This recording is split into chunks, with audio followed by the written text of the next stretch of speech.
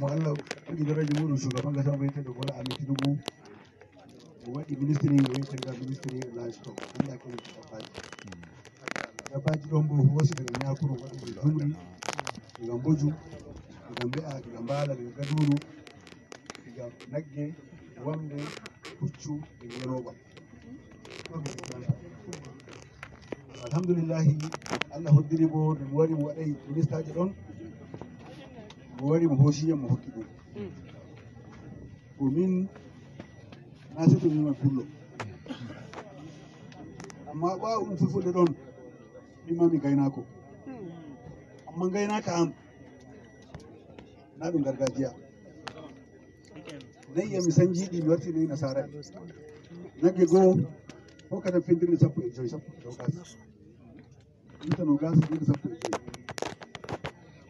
diga ko fuɗɗumi ɗumino gas ko sali mi humoye gene mi aawi gene isa am kadi ko duna hecta temere e sappo mi remay gene mi waɗa taki mi woɗɗina gene ɗe e ñaamo ɗo ndiyam eggato mi wurtina nayi mi waɗa taki mi yaha mi waɗa geɗe ma pat mi yaha mi sigano e suudu kañum nde ñamata ceɗɗo lebbi 5 ha joni kanji ñamani kayi nayi ma ñamata gaynaka na way ko sa sawru adda nayi to jata mi anda to gartoɗa mi anda to nayi ma duri mi anda to jota jango mi anda an tan aɗa jogui nayi wacca to duniyaru pat ɗoɗa ɗum waɗa amfani an a torra nayi torra ana nayi belɗum maji ɗi nayi belɗum maɗa manufa ga ministre joni min gadda nayi nasara rokkete kosam litre 15 litre nogas 15 wodi hokkange litre temere nogas e jeɗɗi nagge goo nagge wote amma joni no bolmi ɗon to hota a yiɗi ni litre pendirde temere sey to a limi nayi temere hokkete litre temere amma wodi goɗɗi ɗon bo nayi sappo hokkete litre temere gonɗi feere bo nayi tati tan rak jeeyi 30 jeeyi 30 jeeyi 30 hokkete litre temere o joni e mbima ɗon nayi temere litre temere nayi sappo litre temere nayi tati limetere to mi to a sukkata an nayi tati sukkata ɗum rayu woni kusan wona ɗaɓɓata fa na gargajiya to gargajiya yiɗi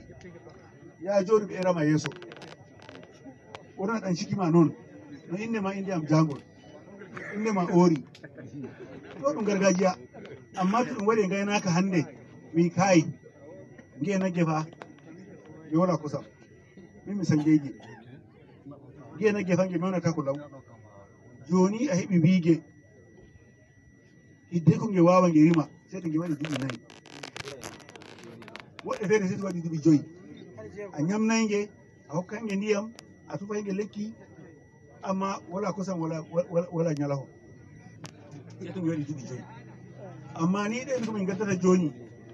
inchallah min begita mi yi lebbi 12 wiige wawake lebbi 12 wiige wawi an bo aɗo e ladde duuɓi 5 ngeɗo juppi noon ɗum mbaluna ɗum mbe'ana ɗum naggena anda ɗum ɗum kay min mbi joni dikkanumen fa ɗum gara ɓasa wari Allah meɗi waddi ha wawa zangue inchallahu nayi ɗo ɗi gari e tawa on ɓawo ɗon haala ñamdu nayi a meɗata nagge diga ɗon a wiya a dili tan a tufi ladde a sukake an aɗa ɗemta ko nagge ñamata amma to weeti e wuro a wiya korema waddu burodi waddu kusel waddu cha jooɗa ñama ɗon ɓiɓɓe ma ɓe jooɗo ɓe ñama amma a yaha maɓɓita nayi noon a wiya dilla ñamoy to ɗe ñamoyta ɗi goɗi hakkilo na ɗi goɗa basira wanno a waddoy ɗon a joƴƴini en a iyalu maɗa noon a yahata itoya gene